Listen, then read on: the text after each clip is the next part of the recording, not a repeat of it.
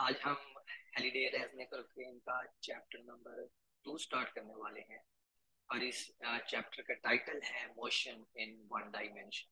जैसा कि इसके नाम से जाहिर है, हम इसमें सिर्फ ऑब्जेक्ट्स की मोशन को स्टडी करेंगे जो ऑब्जेक्ट्स एक डायमेंशन में मूव कर रहे होंगे, जिसको दूसरे अल्फाज में आप यूं कहते हैं कि वो एक सीधी लाइन में मूव कर रहे होंगे।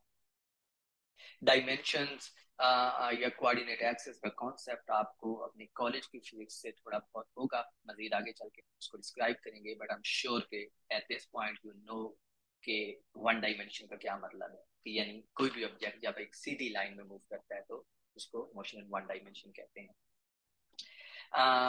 और दूसरा चैप्टर जो है ये जनरली फिजिक्स की एक ब्रांच के अंदर आता है जिसको हम मैकेनिक्स कहते हैं। और इस मैकेनिक्स को भी आगे हम मजीद दो तरह की इसकी मजीद दो तरह की डिवीजन करते हैं जिसको हम देखेंगे।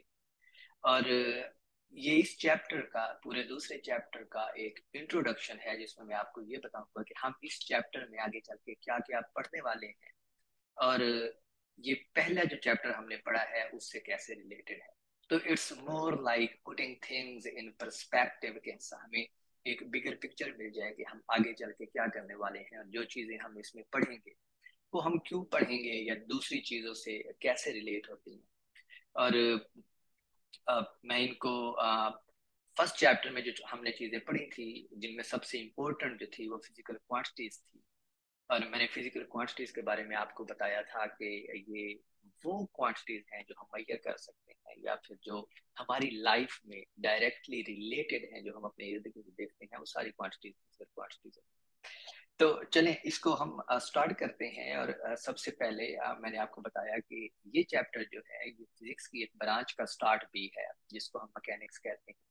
और मैकेनिक्स जो है वो सिंपली स्टडी ऑफ मोशन जो है वो मैकेनिक्स कहलाती है। That's the definition of mechanics, कि स्टडी ऑफ मोशन, किस चीज की मोशन की स्टडी हम करते हैं। ऑफ कोर्स ऑब्जेक्ट्स की मोशन की स्टडी करते हैं। कोई भी ऑब्जेक्ट जो मूव कर रहा होगा, हम क्या करेंगे, अगर उसकी मोशन को हम स्टडी करते हैं तो that comes under the umbrella of this branch of physics called mechanics.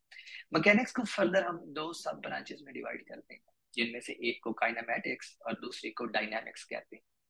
Kinematics जो है इसमें हम, मैंने अभी बताया आपको कि मैकेनिक्स में हम ऑब्जेक्ट्स की स्टडी को, ऑब्जेक्ट्स की मोशन को स्टडी करते हैं। तो काइनेमैटिक्स में हम ऑब्जेक्ट्स की मोशन को स्टडी करते हैं without the without the things which causes that motion.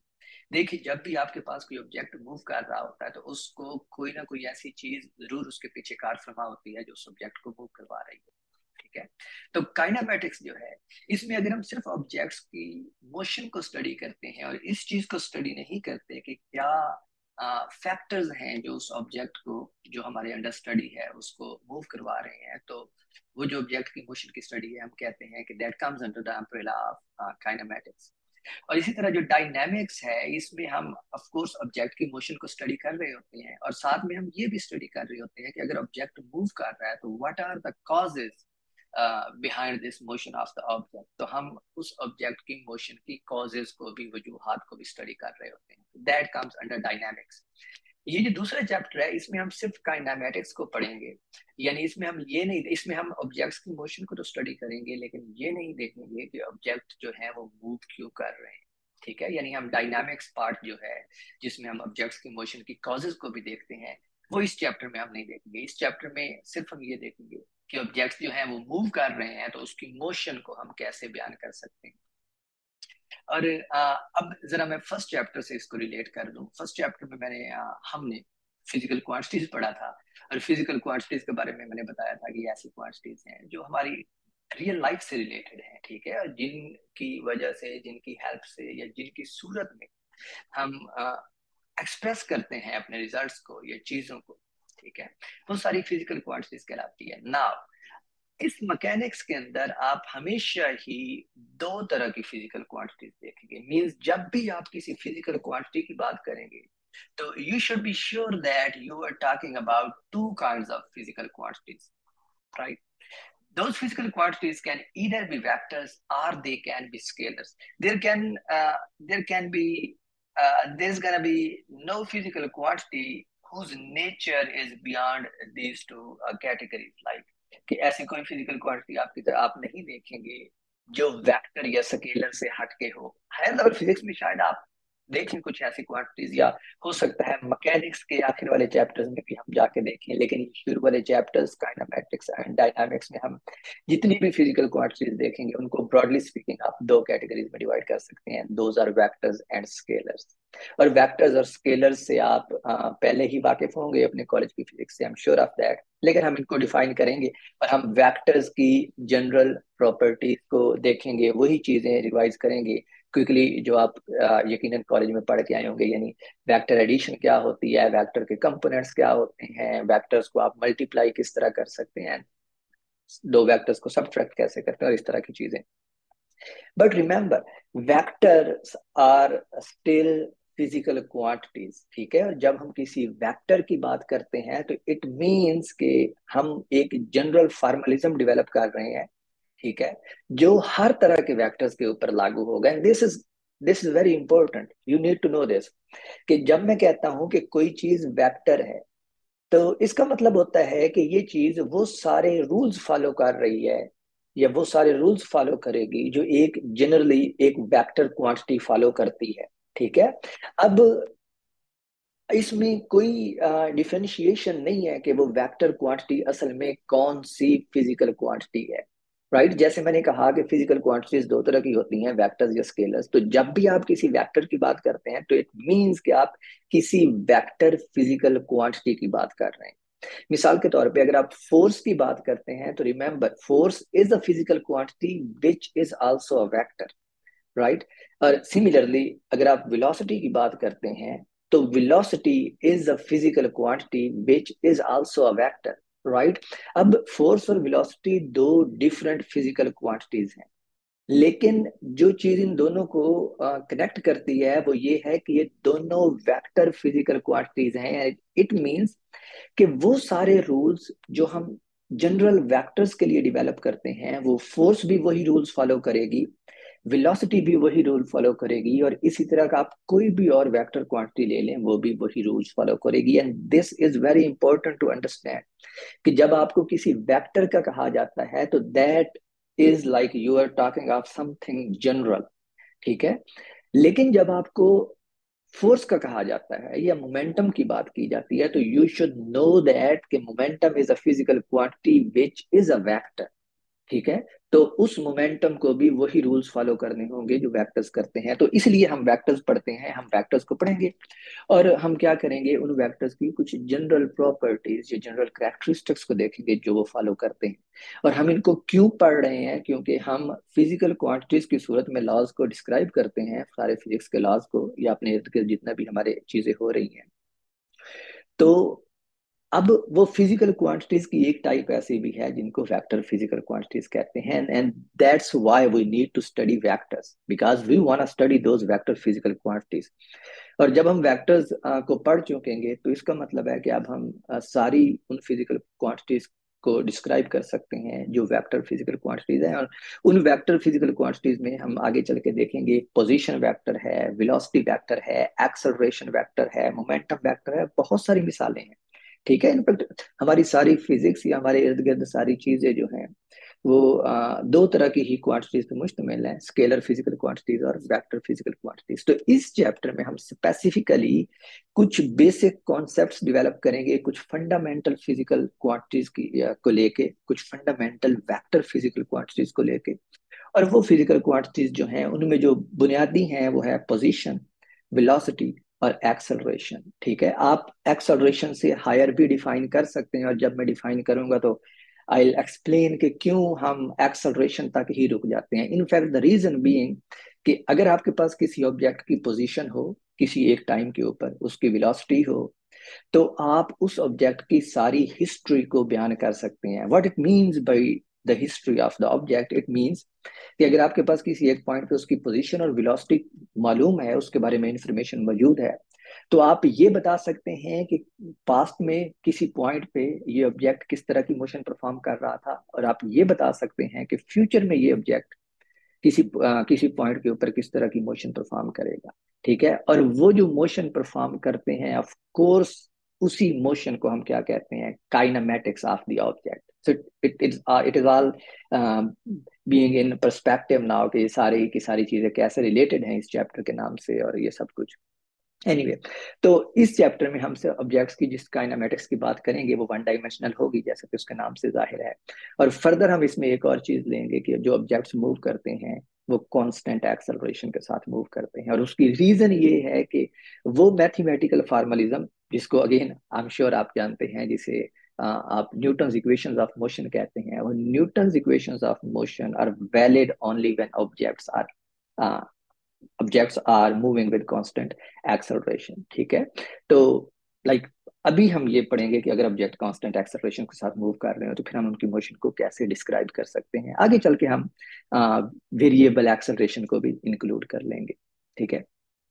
तो हम इसमें सिर्फ वन डायमेंशनल मोशन को पढ़ने वाले हैं इस चैप्टर में. And remember, one dimensional motion is not strictly motion along the x axis, right? It can be motion along the y axis, it can be motion along the z axis. One dimensional का यहाँ पे मतलब ये है कि एक वक्त में आपका ऑब्जेक्ट या आपके ऑब्जेक्ट्स जो भी मोशन कर रहे हैं, मोशन में हैं, वो एक वक्त में एक ही डायरेक्शन में मूव कर रहे होंगे. ठीक है. आप ऐसा नहीं हो सकता कि आप दो ऑब्जेक्ट्स को स्टडी कर रहे हैं और उनमें से एक ऑब्जेक्ट जो है वो लेट से एक्स एक्सिस की तरफ मूव कर रहा है तो उसी वक्त दूसरा जो है वो वाई एक्सिस की तरफ मूव कर रहा होगा. ऐसा नहीं होगा इस चैप्टर में. ठीक है. हम वन डायमेंशन की बात करेंगे एंड दैट मीन्स कि एक वक्त में सारे के सारे ऑब्जेक्ट्स जिनको आप स्टडी कर रहे हैं वो एक ही डायमेंशन में या एक ही लाइन में मूव कर रहे होंगे. That line can be x axis which is horizontal axis, or it can be y axis which is vertical axis, which is just like जब किसी ऑब्जेक्ट को आप छोड़ते हैं तो वो सीधा नीचे गिरता है. तो that is also one dimensional motion. तो ऑफ कोर्स हम वर्टिकल मोशन को भी स्टडी करेंगे और ये भी देखेंगे कि अगर हमारे पास हॉरिजॉन्टल एक्सिस के अलॉन्ग जो एक्सेलरेशन है वो ए है लेट्स से, तो जो वर्टिकल मोशन के दौरान एक्सेलरेशन होता है वो किस तरह का होता है. ठीक है. तो ये सारा हमारा इस चैप्टर का गोल है कि हम कुछ बेसिक फंडामेंटल फिजिकल क्वांटिटीज देखेंगे. मैंने आपको बताया पोजीशन, वेलोसिटी एंड एक्सेलरेशन.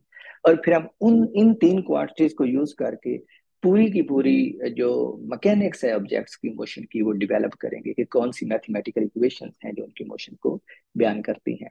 और अब अगर मैं सम अप करूं तो मैंने कहा है कि मैं तीन फंडामेंटल क्वांटिटीज को लेके चलूंगा: position of the object, velocity of the object at any given time and acceleration of the object at any given time. और फर्दर मैंने ये कहा है कि जो एक्सेलरेशन होगा वो कांस्टेंट होगा. ठीक है. तो इन टर्म्स को लेके हम मैथमेटिक्स डेवलप करेंगे और ये मैथमेटिक्स वही है जो आप यकीनन पहले देख चुके होंगे, जिसको आप न्यूटन्स इक्वेशंस ऑफ मोशन कहते हैं. और further there is one more important point to make here. और हम ये कहते हैं कि ऑब्जेक्ट्स जब मूव करते हैं तो वो एज अ होल मूव करते हैं. Let me give you an example.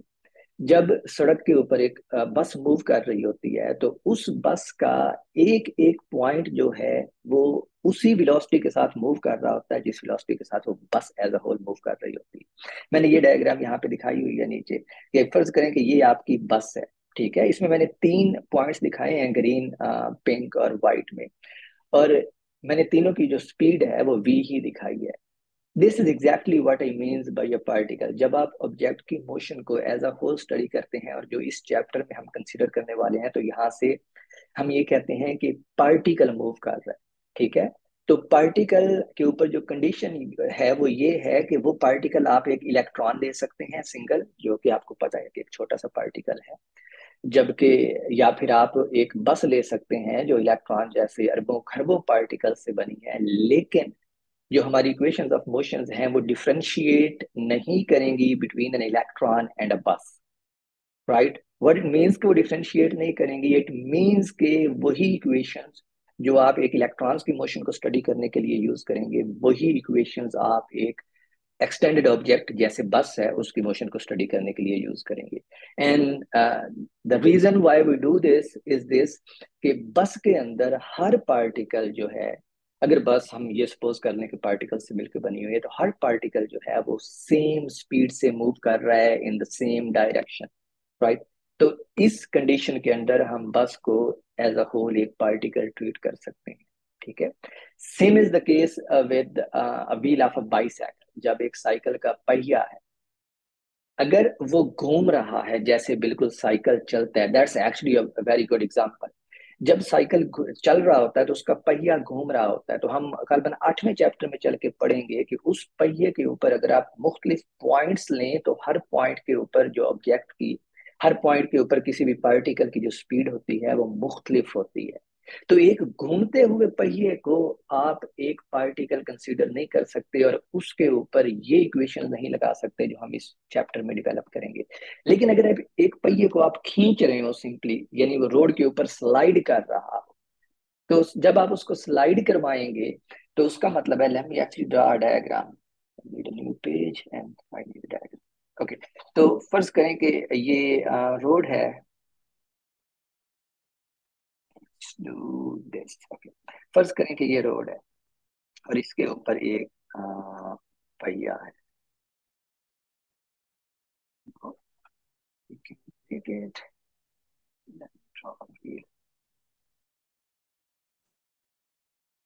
Okay, so let's say कि ये हमारा रोड है और रोड के ऊपर एक पहिया है और इसके ऊपर अब मुझे दिखाना है कि ये पहिया मूव कर रहा है, फर्ज करें इस डायरेक्शन में। ठीक है, तो इस पहिए के ऊपर इस पॉइंट पे जो पार्टिकल मूव कर रहा होता है किसी स्पीड v से, और ये जो उसका सेंटर होता है जिसको एक्सिल कहते हैं, वो किसी स्पीड से मूव कर रहा है v प्राइम से, और एक पार्टिकल लेट्स से उसके बॉटम पे है जो बिल्कुल ग्राउंड को टच कर रहा होता है, वो किसी स्पीड से मूव कर रहा होता है, हम उसको वी डबल प्राइम कहते हैं। और मैंने इनको वी प्राइम और वी डबल प्राइम इसलिए कहा है कि मैं आपको ये बताना चाहता हूँ कि इन तीनों पॉइंट्स के ऊपर जो पार्टिकल होंगे उनकी स्पीड्स मुख्तलिफ होती हैं एक दूसरे से, तो इसलिए मैंने इनको मुख्तलिफ नाम दिए हैं।